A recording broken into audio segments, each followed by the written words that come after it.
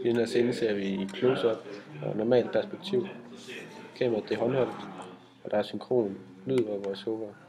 Der er aftensol og sommer, og virkningen det er uskyldigt.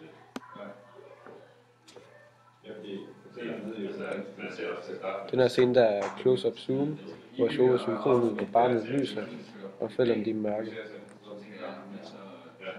Den her scene der er indstillingen nær, og igen voiceover synkron lyd og high-key lys, og manden har skyldfølelse. Den her scene der er indstillingen total, der er igen voiceover synkron lyd og high-key lys. Og den her scene der er nær, der er en traveling, voiceover synkron lyd og high-key. Den her scene den er bare total.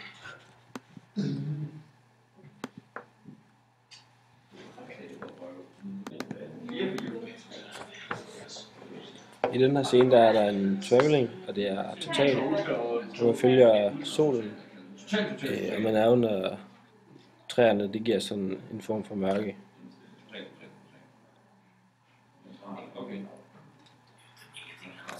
Den her, det her klip det er i nær, hvor man ser drengen med sidelys, og det giver en uskyldig følelse. Her ser man koppen.